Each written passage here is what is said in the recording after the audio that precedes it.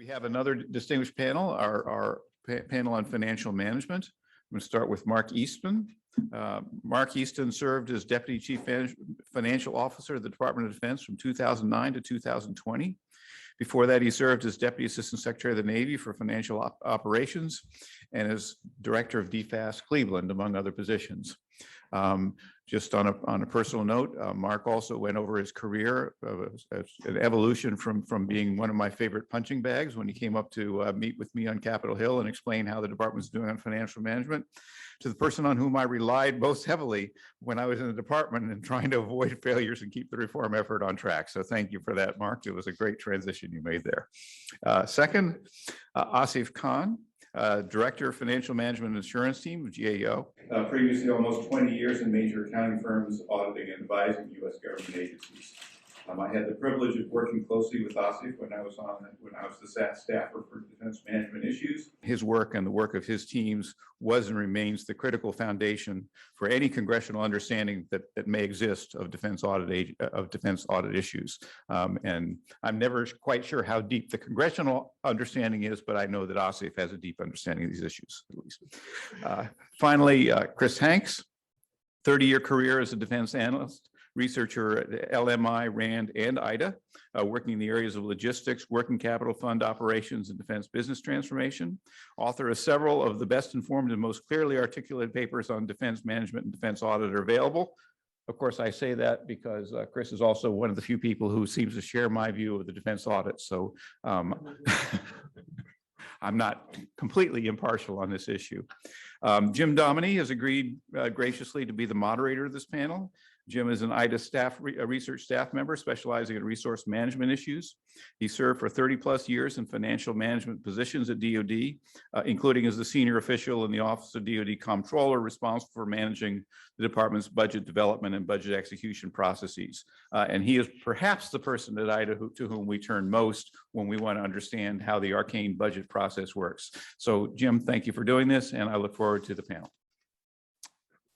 Thanks for joining us this afternoon on this session on financial management reform. The department's been engaged in and struggling with financial management reform from the 90s. There were a couple of what Peter would call grand design efforts and a whole series of business process reform and system implementations that arguably may have been more productive in the long run for this process. While progress has been made, there's still a lot of work to be done. Too often people think of the end state of financial management reform as an unqualified audit opinion. But really, financial management data is a critical input into the department's decision-making processes. Not only does it have to satisfy Treasury's financial flow information requirements, but it's critical, like Mr. Work said this morning, as a critical input into the senior decision-making processes. But the ability of the financial management process to actually provide accurate, timely, and relevant information depends on all the other functions in the department. The logistics system, the personnel system, all have critical feeds in the financial management system. So financial management becomes very much a multidimensional problem. As Peter said, we have a distinguished panel today that has a variety of experiences in the financial management world.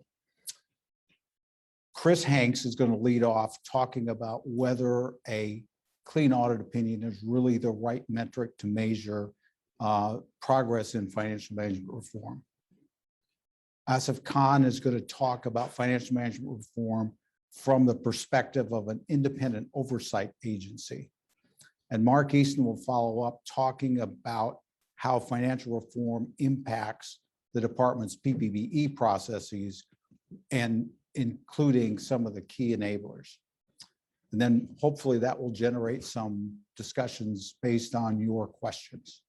So Chris. Thank you, Jim.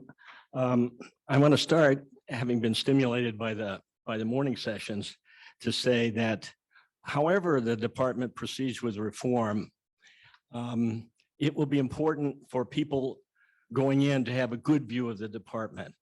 And I would argue that the department's reputation, its brand has suffered because of the criticism it has received about not being able to achieve a clean audit opinion on the CFO Act financial statements. And I think that's a shame. And I think it's going to complicate reform efforts. So part of what I will be talking about today, in fact, I'll cut to the chase and then back the details in. I believe it would be very, very helpful for the department to obtain permission from the Congress to stop trying to produce private sector style financial statements, which is what the CFO Act requires, and to focus its attention on getting a clean statement of budgetary resources, which is based on budgetary accounting, not financial accounting. And along the way, being able to focus on budgetary accounting would help to improve faster the kind of data that I think Mark is going to be talking about. So with that foresight about the beginning and the end, I just would like to know how many, show of hands, how many of you are accountants? And Asif, I know he's an accountant. We don't have any accountants in the room. I'm not an accountant either. I'm a mathematician by training. But I have spent a lot of time studying logistics, working capital fund operations. Their budget submissions are cast in the form of the financial statements called for by the CFO Act. And so I've spent a lot of time studying those budgets, trying to understand what was going on in logistics and trying to quantify things and how much they cost. And it first came to my attention, really began to focus on it in my career when General George Babbitt, the commander, the 4-star commander of Air Force Materiel Command, I don't know what year it was sometime between 1997 and 2000. He issued to all of his commanders this book, Accounting for Dummies. And that's when it began to dawn on me that this was going to be something important and was going to influence the way logistics operations worked. So I started to think about it. And then when at RAND, before I left RAND, I led a study on the future of the auditing profession, the private sector auditing profession, the Big Four, what are now the Big Four, sponsored, unusual for RAND, by the U.S. Chamber of Commerce. And so I learned an awful lot in that study, a great deal in that study about what auditors do, what financial statement auditors do. So those experiences are why I continue to be interested in the subject and help to explain why I'm here today. I've been retired since 2009. I did publish 3 papers on this subject. They're referenced in the bio, and I have copies with me if you'd like to. Anyway. I'm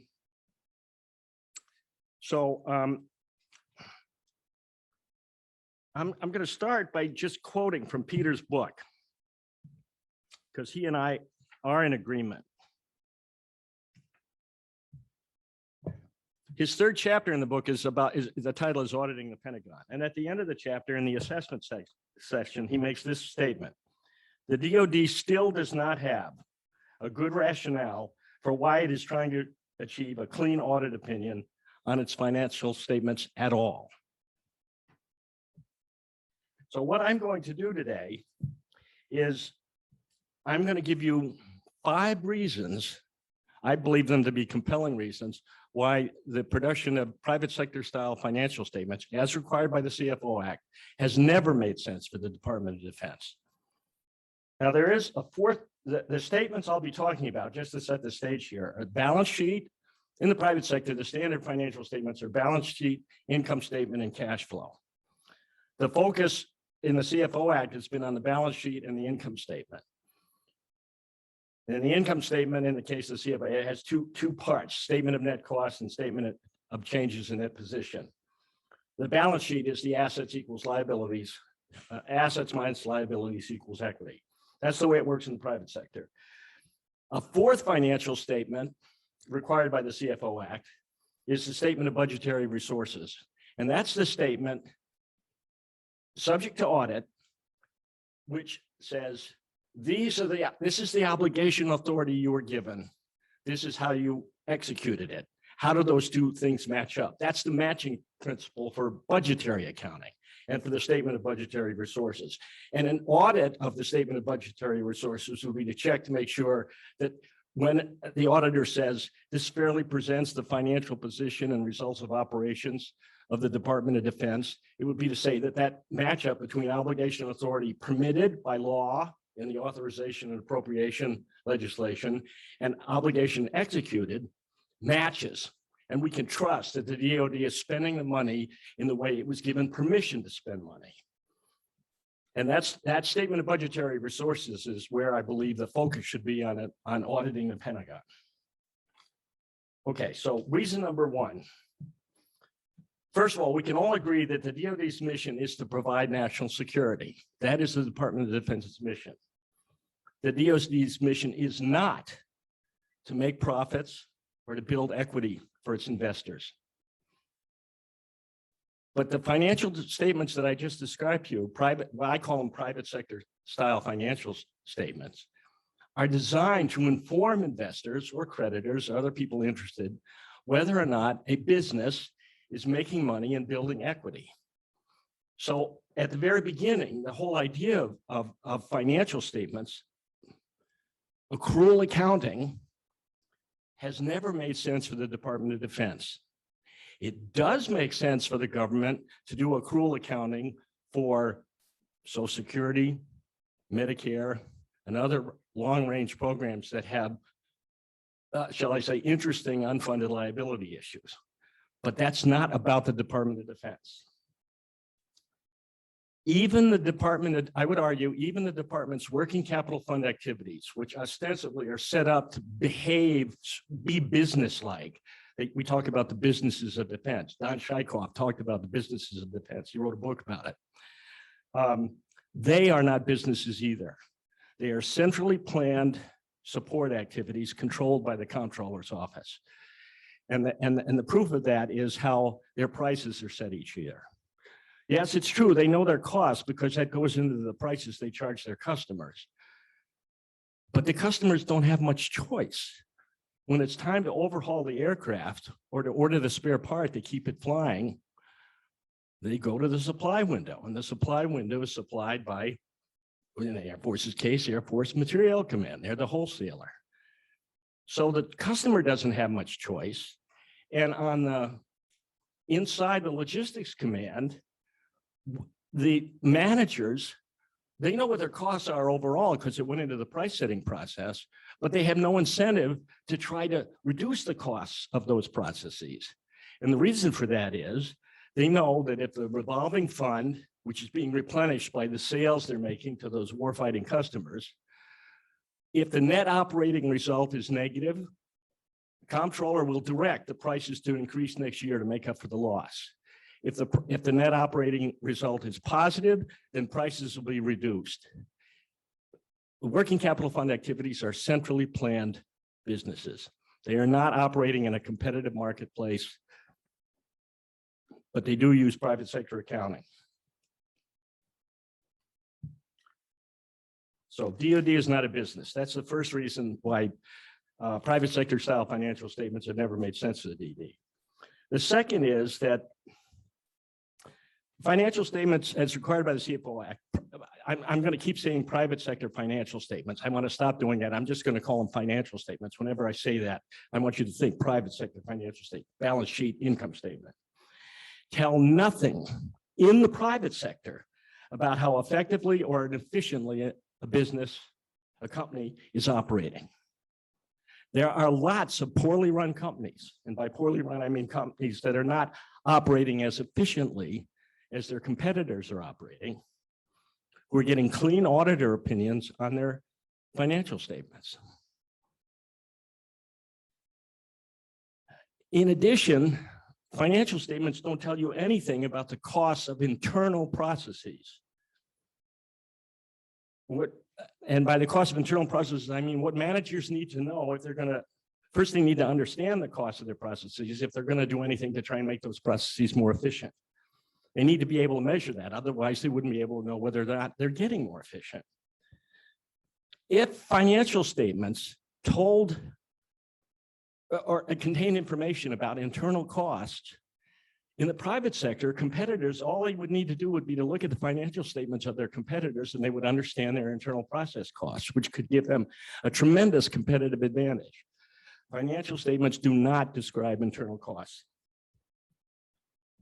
Even in the WICIP activities, as I mentioned before, the cost information collected, customers have no choice, and the managers inside the WICIPs have no incentive to try and reduce those costs, even to the extent that they understand them. I mean, they do have good internal cost accounting measures in the depot maintenance activities, for example.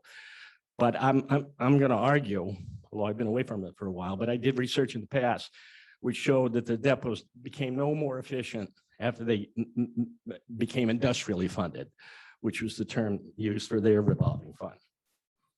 Third reason, financial statements are not designed to detect fraud, waste, and abuse, which has its own acronym now, I was surprised to discover the other day. Now it's referred to as FWA, FWA, fraud, waste, and abuse. That's true even in the private sector. Accountants and auditors will tell you, and I learned this in the Future of the Auditing Profession study at RAND, they talk about something called the expectation gap. Investors or the public thinks that if an accounting firm, an auditing firm is signed off, given a clean opinion on the financial statements, that means that there's no fraud. But then sometimes there turns out to be fraud and they get sued. The management gets sued and the accounting firms get sued. The auditors will say our job is not, we're watchdogs. We're not bloodhounds.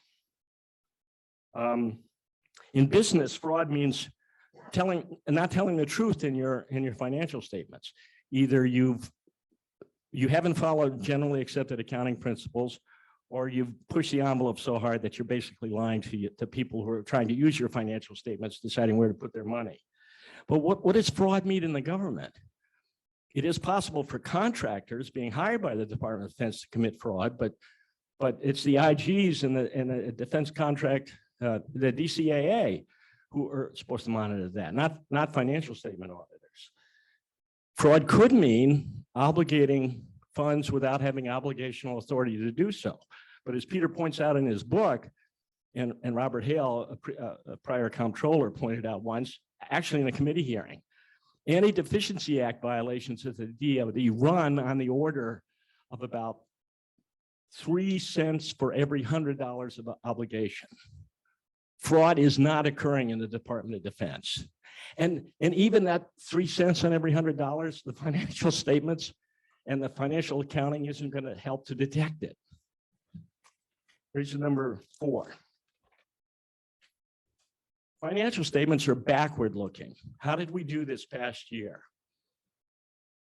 But DoD's national security mission calls for, and I would argue requires, a forward-looking financial management system, which is what, when you think about it, what the planning, programming, budgeting, and execution system is. Now, it's old and creaky, but it is at least forward-looking. Nothing looking backward about how much money the department didn't make because it didn't have that mission in the first place isn't going to help to achieve the national security mission. Budgeting accounting is what makes sense for DoD. And as I mentioned before, I think OMB realized that when 8 years after the CFO Act was passed, they added the requirement to produce an auditable statement of budgetary resources to the CFO Act. OMB was given, they were designated implementers of the CFO Act. And 8 years after it was passed, they said, maybe we ought to put in there a statement of budgetary resources. Budgeting accounting is what provides the transparency, which makes sense for the DoD and which is what the Congress should want. And reason number 5, Congress is never going to give up its power of the purse. And the power of the purse is contained in the budgeting process. So as long as the DoD is required to produce private sector style financial statements, they're going to have to continue to do budgeting. That means they're going to have to continue to have 2 sets of books and 2 completely different accounting systems. And I would argue part of the reason that the poor old DOD has never been able to get a clean opinion is because it's hard enough to run one accounting system for a $750 billion operation, but to run two, it's impossible. In fact, I'll make a prediction here, write it down. They will never achieve a clean opinion on their, not just their consolidated financial statements, but on their regular, but on the agency financial statements for the big operations. They've done it for some small operations, but then some of those have backslid. The Marine Corps had a clean opinion and they had to withdraw it.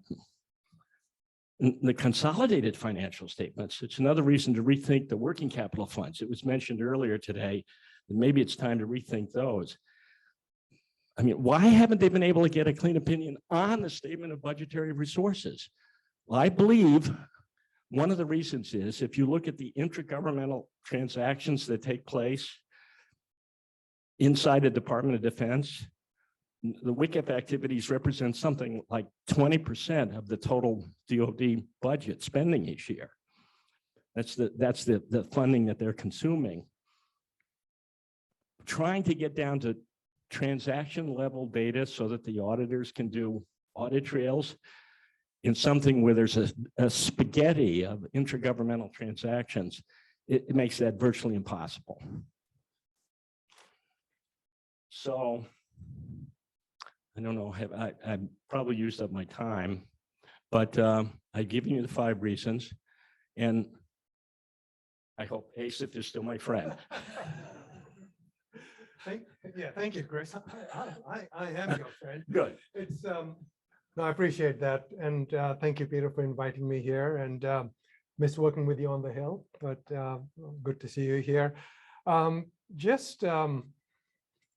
mean, this perspective, Chris, that you've mentioned, I mean, it's something which is more common than one would think. I mean, people begin to question the value of an audit or a financial statement audit within the federal arena, not necessarily the DoD, but mind you, the sound gets louder and louder when you focus in on DoD, because, I mean, just the time and expenses taking place for some of the long-standing issues to be resolved.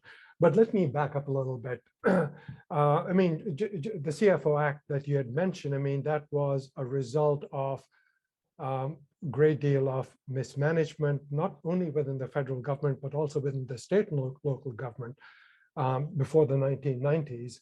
And that really created an impetus within the federal government to modernize the way to manage federal programs. And specifically, I mean, how the federal programs were funded before the 1990s, just like what you are advocating for now. Budget was pretty much the way how programs were managed. And one of the major issues with how you manage the programs through a budget is it's very single dimensional. It's much more on the burn rate, how quickly the money is being spent, as opposed to what you are getting at the other end. But I mean, there are various arguments you can go for that you can have other processes and systems to be able to capture the results. But the idea of the CFO Act was to centralize management within each agency and then centralize it within the federal government at the Office of Management and Budget, so there could be a consensus on how these federal programs could be managed from a financial perspective. And the common thread was that they would have central management of these programs. They would have internal control structures which would promote more efficiency, which would create more transparency, and also create a common understanding of what good results look like. The idea of the CFO Act was not to end at getting an opinion on the financial statement. That was one of the early elements, one of the early requirements, but it goes much beyond that. And some of the legislation which came after the CFO Act, the GMRA, GPRA, and the other companion legislation that came in the 1990s, promoted a lot of that to encourage agencies to develop performance measures which were related to their programs. And in an ideal state, you would be able to match up the budgetary information with financial information, with performance information, and this would be specific to each agency. So you could depending on what the user's need were, whether it's agency management or the stakeholders, you would be able to say, well, okay, this is what the appropriation was. This is what the budget authority is. How much did we, for a particular program, what was spent on that and what the results were. Okay, I mean, I fully understand that it may not lend itself to the war fighting mission, but there are several other programs within the DoD arena where performance measures could be applied. So, I mean, that was the emphasis of the CFO Act.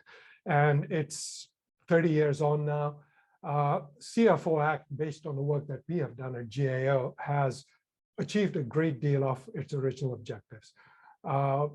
Most of the 24, well, I would say 23 of the 24 CFO Act agency have received an opinion at one time or the other. Mind you, they're not as large and complex as DoD. So DoD has a lot of additional challenges, primarily because of the size and complexity, as well as its mission.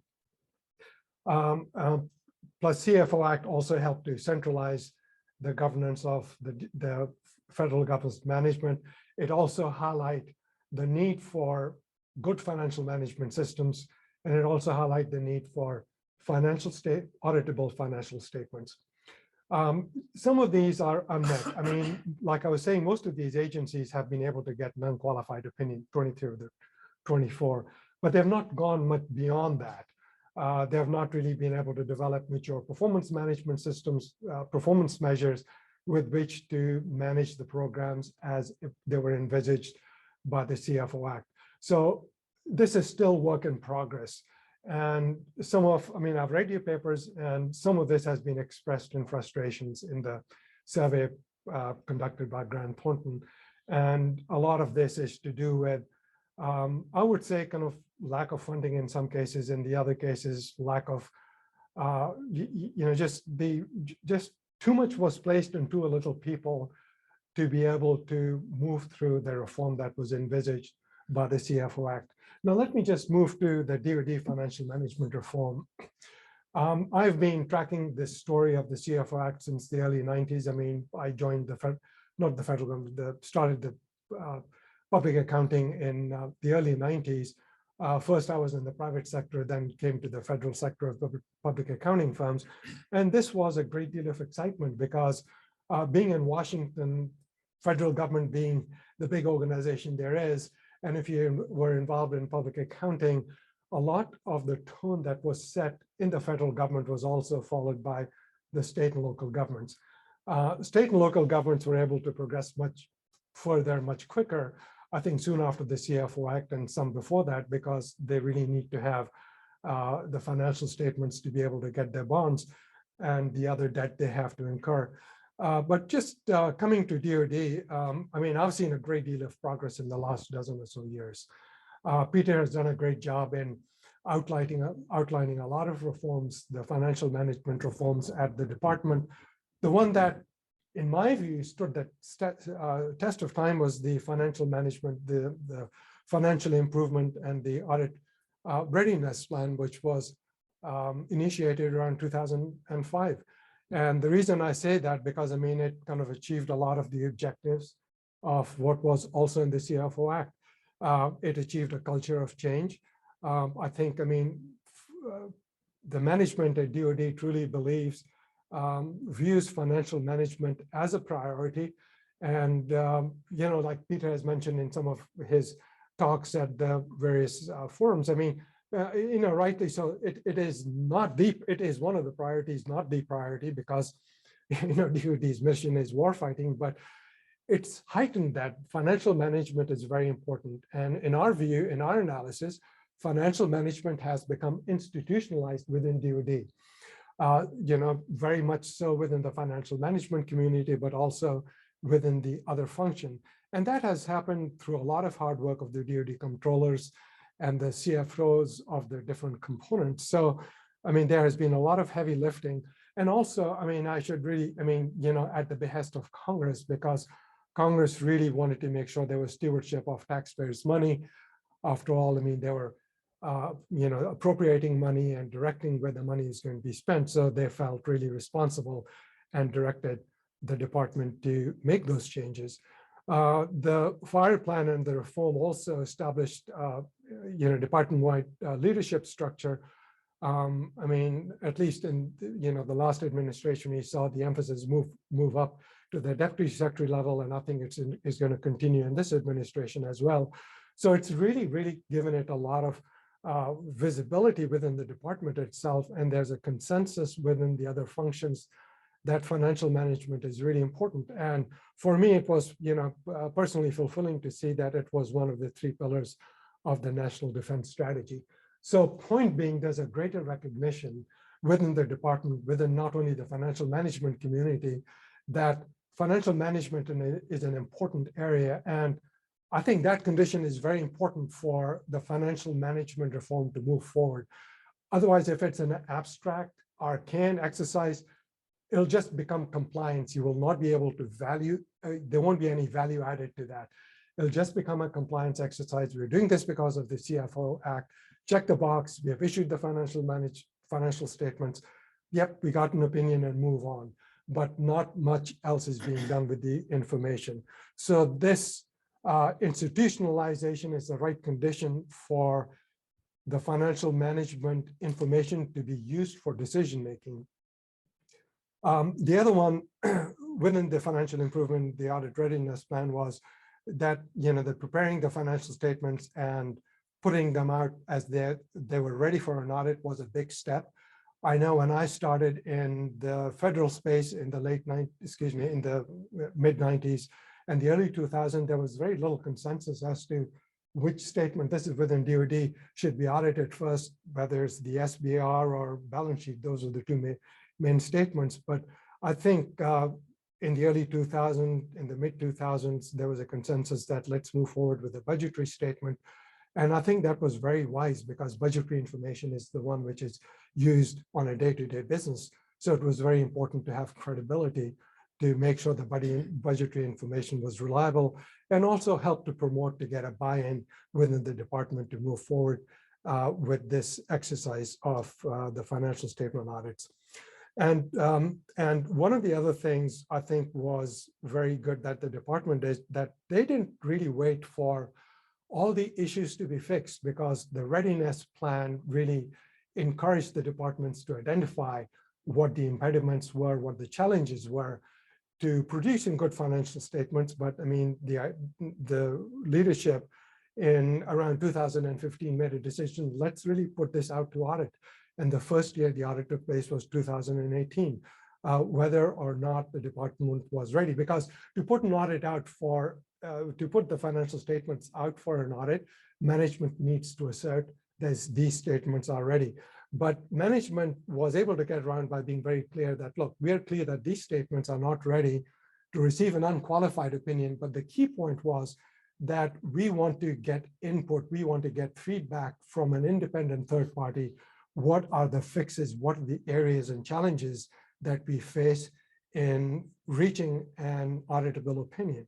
And in my view, that was a very smart move to make, because to get third party to come in here, it kind of stopped the bickering, I would say, between the different parties as to what really is right or what's wrong. Somebody could come from outside and objectively test the systems and say, well, what the issues are, and actually quantify and provide the findings, which management can then take and take remediation step. And just as an aside, I mean, I know many of you are non-accountants, but really financial statements are not a tool to make a decision on. I mean, it's an exercise which proves that the information within the financial system of an organization is reliable. And it's a retrospective look, like Chris, you had mentioned. I mean, it's a look back, but it proves to whomever the stakeholders is, that the management of this organization were making decisions based on the right information. The financial statements themselves are not going to give useful information to analysts or to other stakeholders, apart from providing that the decisions that were made during the year were based on reliable information. I mean, if you just look at the private sector, I mean, there's the quarterly statements, and there's a lot of ongoing intelligence which the analysts pick up. They can get the information from the suppliers. They can get the information from trading partners, that they have a very good idea of how a business is performing during the year. So, I mean, getting an audited financial statements just confirms the information they already have. So in my view, it's a similar situation with the federal government. I mean, the financial statements are a set of control accounts. It summarizes millions, if not billions, of transactions that have occurred during the year. So the idea of an independent audit, the year end, is to prove that the information within the financial system, it could be multiple systems, but the system is reliable. And that's what the management has made decision during the year. I'll begin to wrap up my talk so we can engage in more in question and answers. And I think the other benefit of these audits have been that to date, the auditor has identified over 3,000 findings. I mean, these are real issues that the department has to fix. The number one finding that comes to my mind, I mean, these are findings which are financial, these are findings which are not non-financial, but the number one finding is IT security. That is a top finding that links with access controls, that is cybersecurity control. These type of vulnerabilities are going to not impact everything, not just financial management. It's going to impact operation. It could potentially impact the war fighting mission. So just going back to the financial statement audit, it is very, very expansive. It is intrusive. It really goes to the guts of the department's operations. And just based on the external private sector, based on the other agencies, it's a very useful exercise to undergo, to have a third party come in through your organization and come and tell you what the vulnerabilities are. Now, these 3,000 plus findings, it's pretty daunting. But the good news is that the department is fixing them. In 2019, the department fixed over 20% of these findings. Kudos. The rate of the corrective action is going to go down somewhat for a couple of reasons, because these findings are going to get more and more complex. So, I mean, if I, just putting words in maybe somebody else's mouth, maybe the low hanging fruit was addressed earlier on. So that's the 20 plus findings which have been addressed. But the rate of findings is going to go down, but still 20% is quite a lot. Maybe it'll go down to 18, 19, 15%. But eventually over time, it proves that these issues, once identified, can be fixed. Now, DoD themselves have put a goal that they will be able to reach auditability within 10 years. And that 10 years, really the clock started to tick in 2018. I mean, I can't really predict. I mean, DoD is in the best position to be able to tell whether or not they'll be able to meet that milestone. But I think the results are encouraging. I think the key thing for the department would be that they continue with this rigor of the audit and they continue to prioritize the corrective actions, because I think it'll be difficult to address all these thousands of corrective actions. They have to really sit back and look at these corrective actions findings and come up with a plan, which they are at this point in time, as how to address them. And again, things like cybersecurity, findings like IT controls, they're going to be key. And they have to prioritize on what findings to address, and eventually they will be able to get to the opinion. Then just one last point I want to make. These audits are costly. I mean, the audit fee which is being paid is, the audit fee to the CPA firms is about $200 million a year. $200 million a year. But if you look at the benefits, and I'm looking at DoD's own numbers, they're 2 or 3 times the number what they're paying to the auditors. So in a way, the investment in the audits are paying for the audits and much more. And the added benefit is going to be, if they implement all the corrective action, is for the department to have stronger controls, better processes, good systems, which is not going to help only the DoD financial management operations, is going to help DoD business operations, which in turn is going to help make the DoD's mission much more, make DoD much more ready for their mission itself. Thank you. I'll end here. Thank you. Over to you.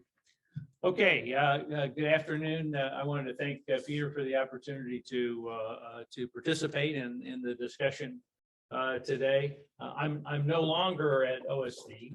I served, as Peter said, as the DCFO for nearly a decade, and as Bob Work mentioned this morning, sometimes I still feel the PTSD from those 10 years.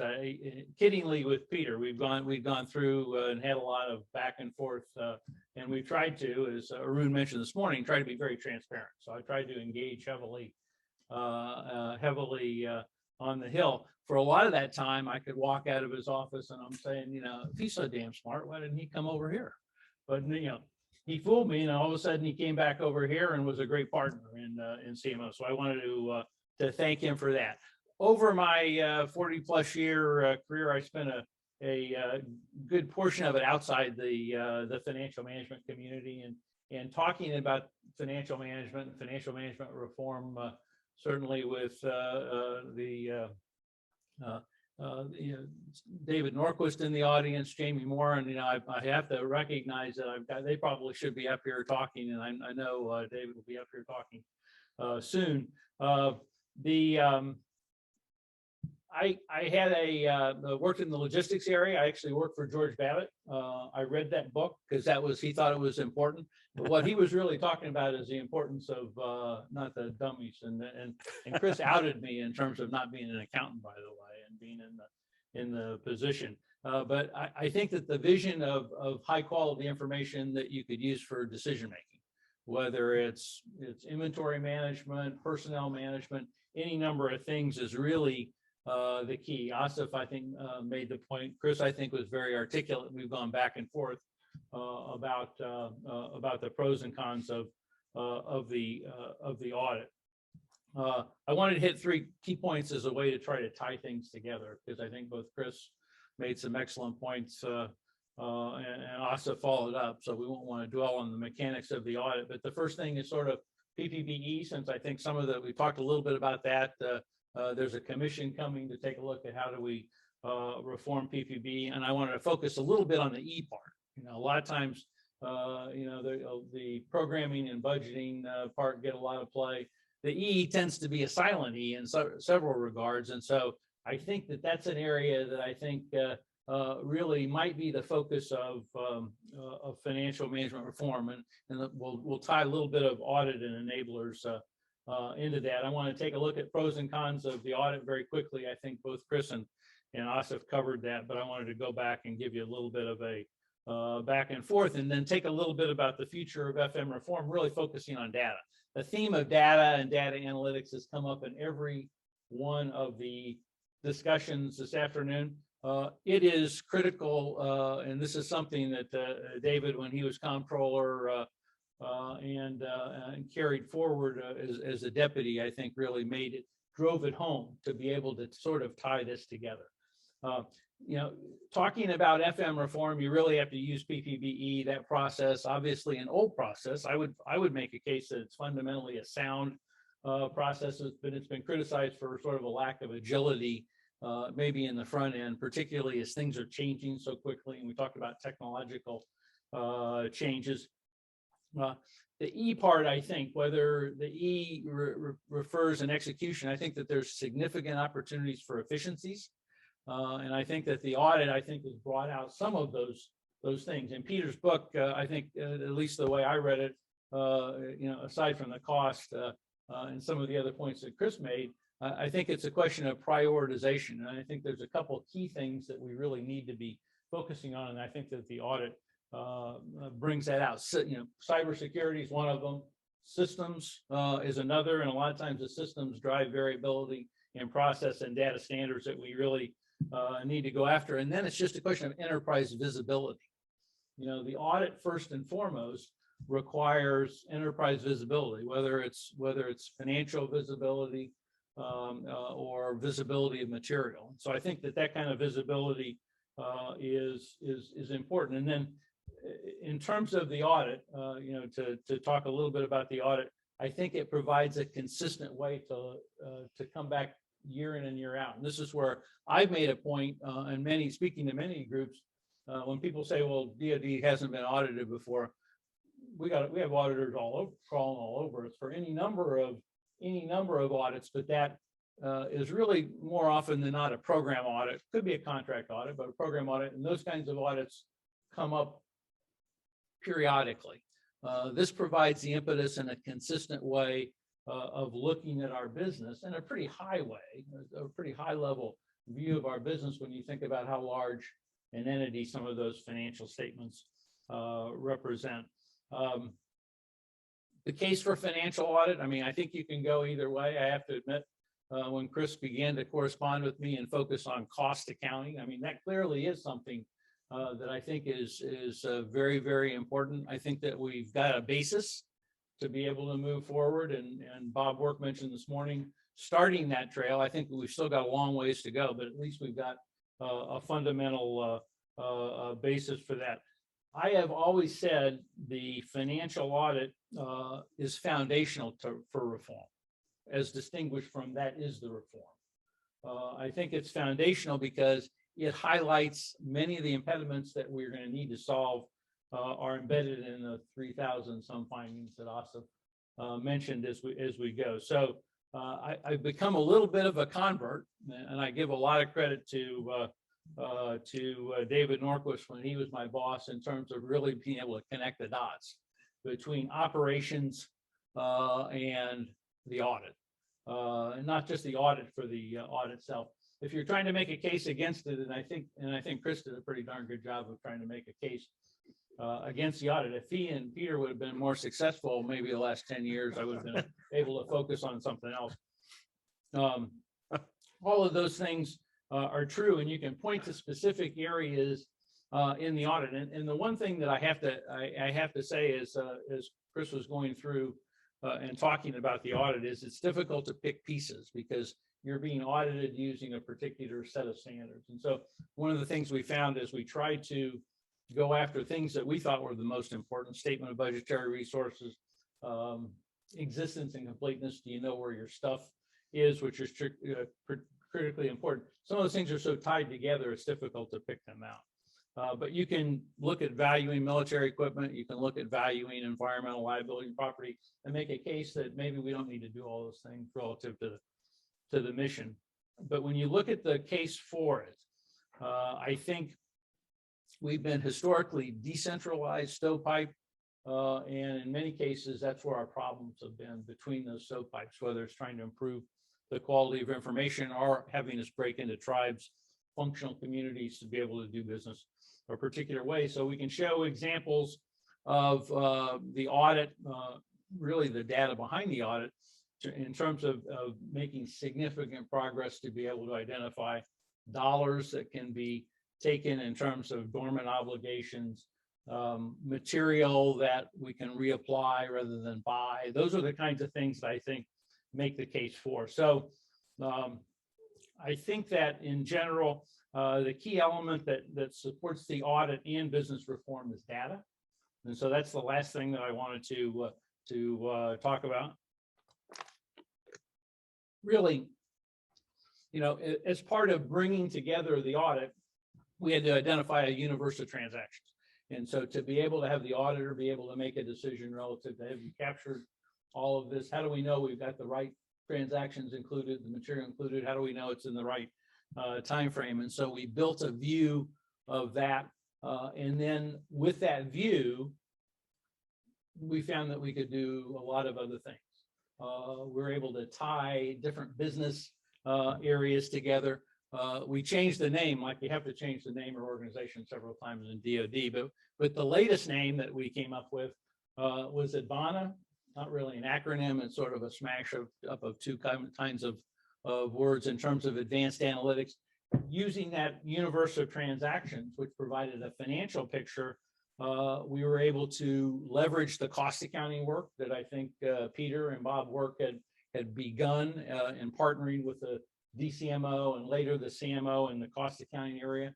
That's still an emergent area. But at the same time, when the pandemic came along, there was reasons to be able to do different things with the supply chain. There was reasons to be able to say, what are the facilities implications? Where have we got material? Where have we got beds to be able to do? And so that information became critically important. Readiness in the past administration early on was a very important byproduct, and we were able to try to.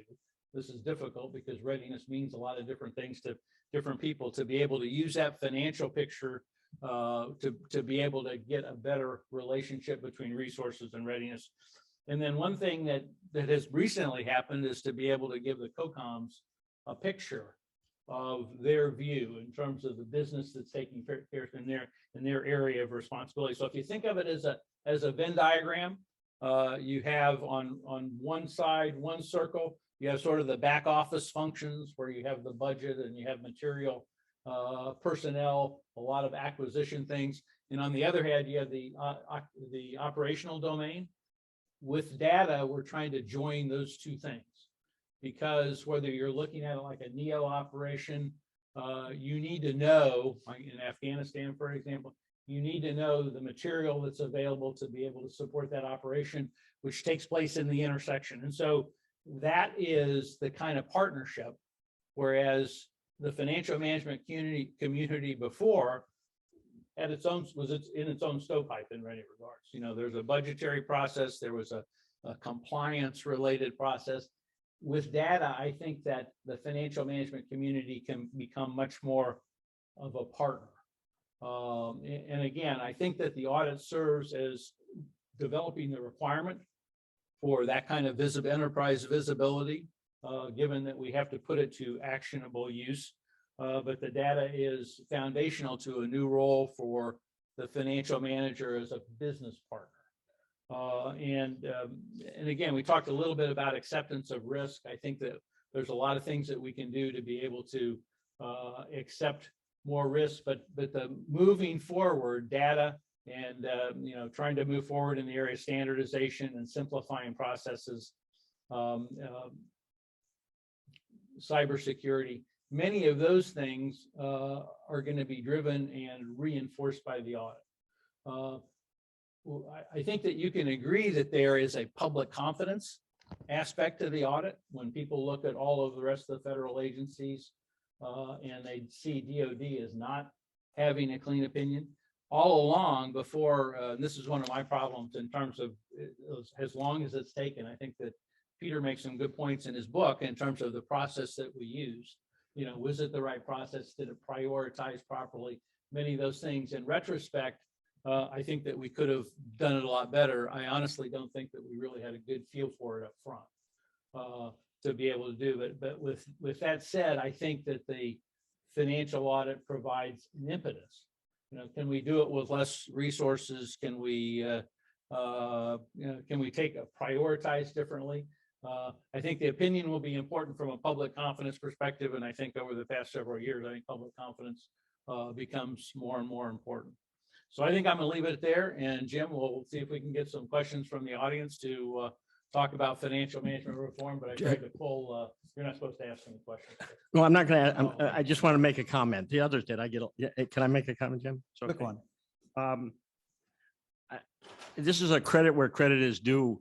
Bob Hale, when he was a comptroller, very cleverly and successfully shifted they were trying to value assets for the balance sheet. They were trying to do it in dollar terms. And he shifted it to what he called existence and completeness. That's the shorthand in the financial management for is everything that's in the warehouse on the property books. That's the existence part. And is everything on the property books in the warehouse? That's the completeness part.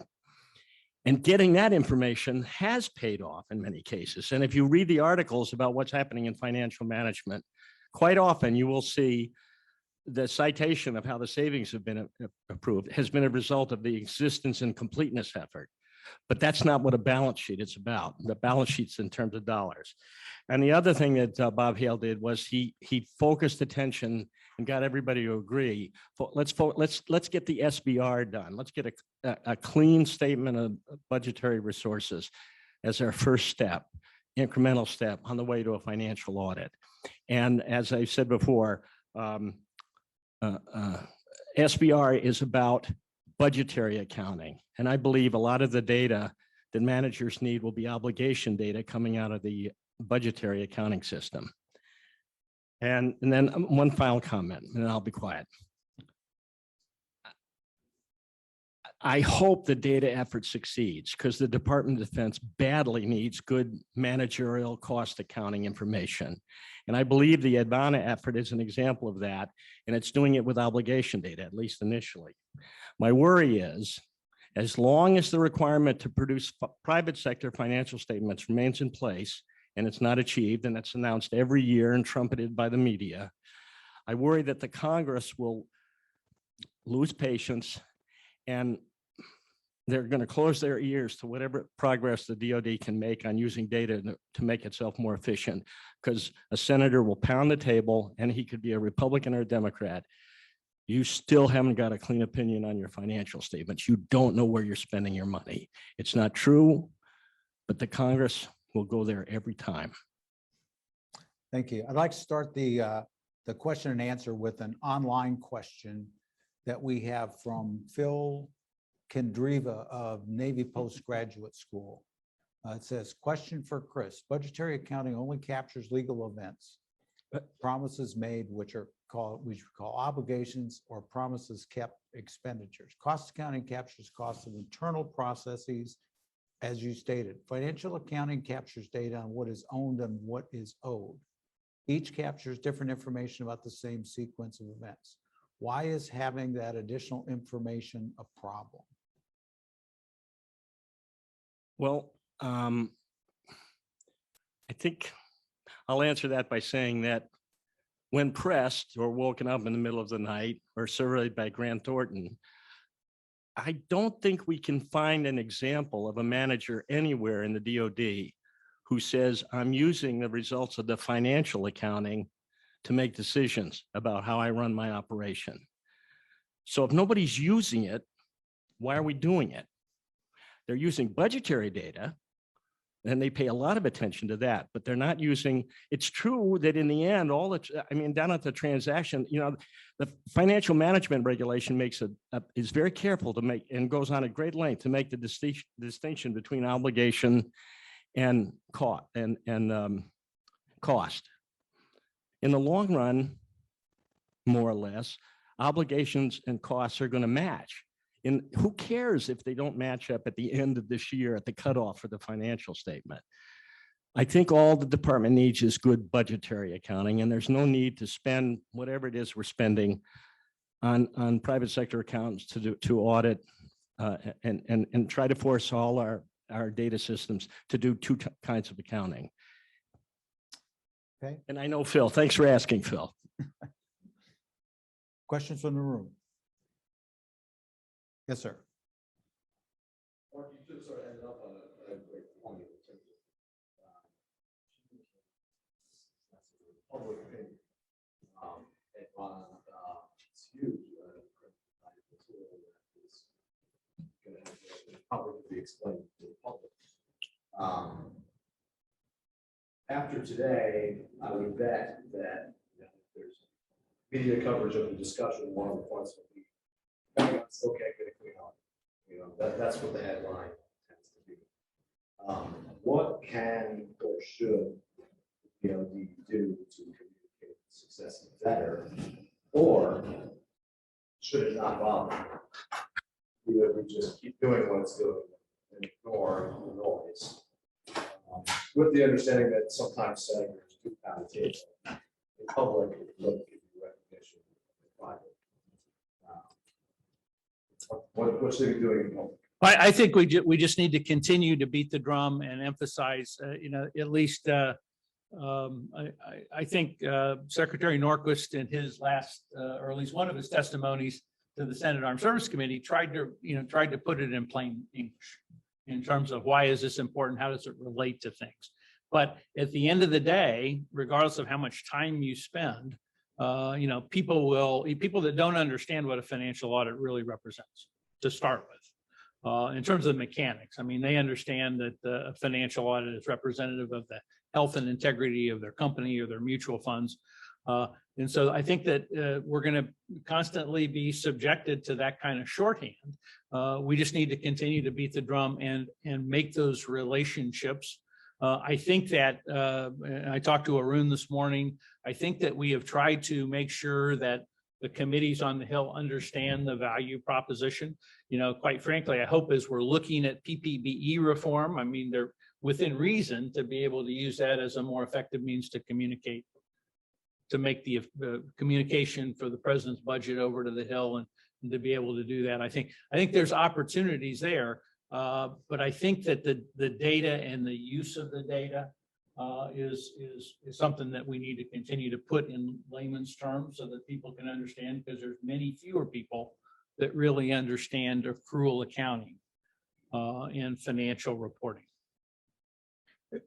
If I can just go very quickly.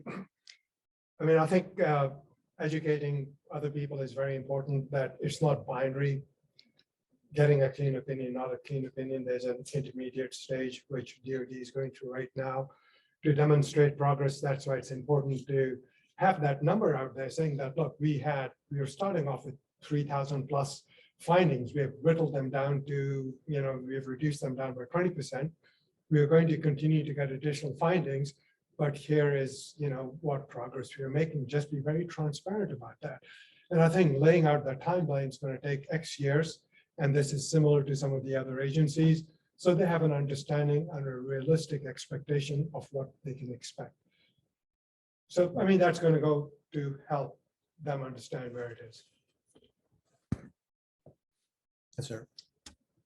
One of the issues that economists have raised from time to time regarding financial reform is the issue of whether you should have a capital budget and an operating budget separate.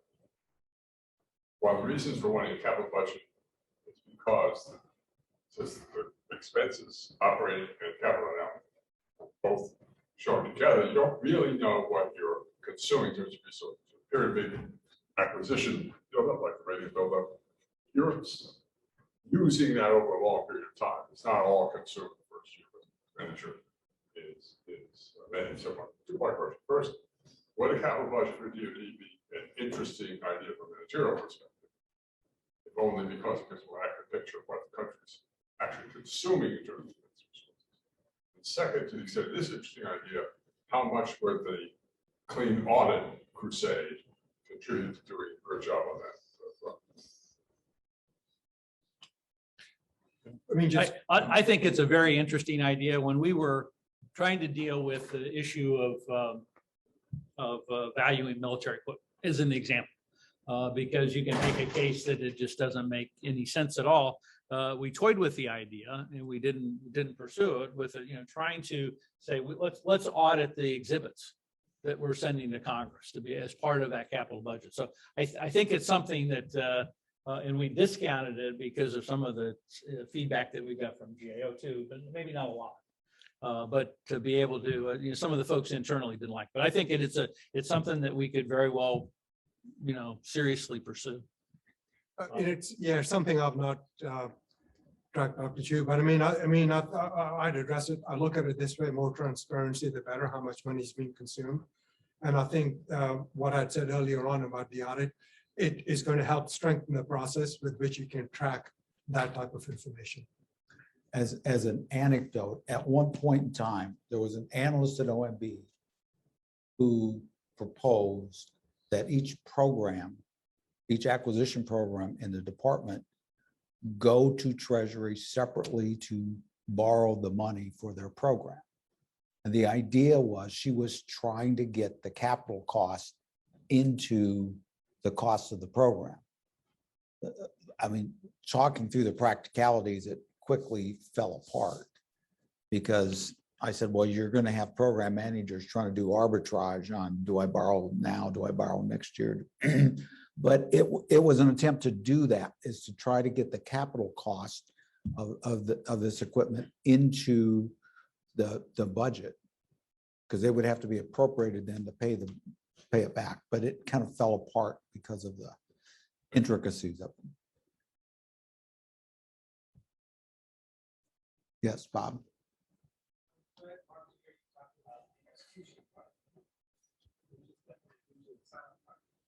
Also the intersection of that with data. In my mind, if you want to do non-conforming defense part, you would focus more on execution.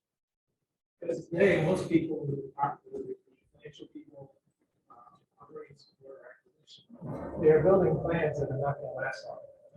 If they're going to be redone next year over and over again, because they're not based on realistic foundations. And part of that is we spend all the time building plans and very little viewing actual reality today. Whether it be acquisition reality, the operating support reality. We're constantly paying bills. That's because we don't understand the process well. So a lot more focus on what's today's reality. I think would really be a major reform. I think, and Bob Hale, the anecdote he talks about is spending all the time getting ready for the horse race and then going home, not watching the race. Right. So I think that there's a lot of potential for the data in terms of being able to focus and use it as a feedback loop to base that. I think that there's just a lot of organizational inertia to change. We were trying to get the budget analyst, and Jim's a PB alumni, the budget analyst to be able to spend more time using the data to be able to do that. But they're so busy with so many other things to be able to make that change. But hopefully, as part of reform, we're going to be able to have that data available to be able to support a more efficient year-end, mid-year review, for example. We worked hard to be able to try to use that data to be able to eat away at money left on the table, or if we find that we've obligated a significant 100% obligation up to the year, only to find out that we de-obligate in the first 2 months of the year, we need that kind of feedback loop, and we need it quickly. So I think that's going to be the heart of financial management reform. Just to add on, one of the things I saw in my acquisition, he understood their earned value data very intimately. He worked in the industry. He could look at their earned value for the program and see in 5 minutes the state of the program. In fact, he looked at the K-12 data and immediately saw that program was in trouble. Whereas everybody had been assuring John Betty it was all fine. So that's another area where data can really be used to stay on top of how things are going. And that's where we tried to, I think another is to go back and where the audit comes is another value proposition with the audit. Not that I didn't disagree with some of the points they take, is we're trying to go back to those systems that are audited. In other words, the source systems to make sure that the data that's feeding into some of those systems is credible and accurate. So good points. Just to add to the conversation, data is going to become very important. Just the integrity of the data, given where technology is going. You have the data warehouse, data lakes, but with the availability of analytics and business intelligence tools, something like Advana that both Chris and Mark have mentioned, you can do a great deal with data that you weren't able to do even 5 years ago. So, the more reliable the data, the more you can do with that, and the more, I think, credible your discussions are going to be, more credible your decisions are going to be based on that data. And you can mix and match. Well, not mix and match. You can run different types of reports to come up with different analytical information that you weren't able to do even 5 years ago. So, that's why I think the focus on audits, just because of data integrity, in my mind, is that increases the value that it can provide. The technology really, we didn't spend a lot of time talking about the technology and the ability to ingest and deal with the volume of data. 15 or 20 years ago, when we were trying to match obligation data out of the accounting systems with contract data, we would run the report with the mismatches because they'd be keeping sort of a separate accounting for dollars, and you'd have so many mismatches you'd never be able to deal with the exceptions to be able. So we never get around to actually fixing the things that needed to be fixed. And so the technology advances, I think, make a big difference. In the back. Yeah. Sorry. Bob, it occurs to me that the value add there is less so in the data than in the ability to interpret. So the experience to know what the earned value means actually creates more value added to the system overall. But to you all, you've mentioned a few times PPP reform, and I'm hoping you can elaborate on either what's on the horizon, what we should be looking for on the horizon, or what we might propose in terms of that set of issues in particular. I know portfolio management is something that comes up consistently, but are there other topical areas that we should be looking into and thinking I think that we've talked a little bit, and there's probably folks in the room that might have even better insights than those of us on the panel.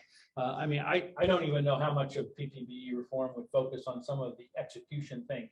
The portfolio management, I think, is one. Dr. Chu mentioned sort of the biennial budgeting. I think that there's a lot of things, at least as I understand it, from a congressional perspective, and Arun mentioned sort of the transparency back and forth to be able to get confidence in maybe making some of the changes that we need to adapt to from a legislative perspective on that. So I don't know that I have a whole lot more to add. My naive answer to that question would be, in an ideal world, a mid-level manager who's this week is working on coming up with his piece of the budget request for his activity would use Advana data and think about his operations and say, I needed $2 million in obligational authority last year. I think I can do it with 1.5 million in OA. And so that's what I'm going to put into my budget. And then if he does that, going back to what we heard from the personnel panel, he should get rewarded for that. That would be just a little example of how PBB doesn't need to change the way people use it and approach it, using data to make their input to it. That's what could make things better. Peter? Sorry, I thought I didn't see other questions. You said you wouldn't interrupt anybody else anyway. Mark, when I was in the department, one of the issues that we saw as an impediment to a major impediment to financial auditability was the issue of intergovernmental transfers.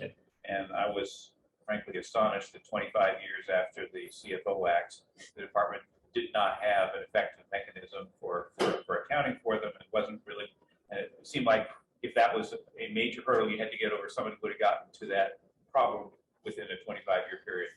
Has it gotten better in the last 5 years? I mean, we've had, I know Dave Norquist is coming up next. He is an expert on this whole issue, and there's nobody more dedicated to it. No, understand the problem better, but have we gotten any closer with that particular issue? I think that, and I don't have the timing, what we did. I mean, unfortunately, like many big problems and intergovernmental transfers, and DoD does a lot of them.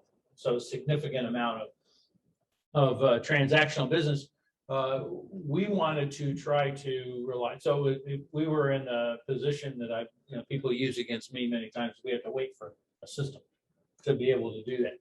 I think that between some of the data work, I think to help prep the battlefield for this, and the implementation of what is a treasury system, a government-wide system, because at least at the level of doing business with GSA or VA, you need that kind of standardization.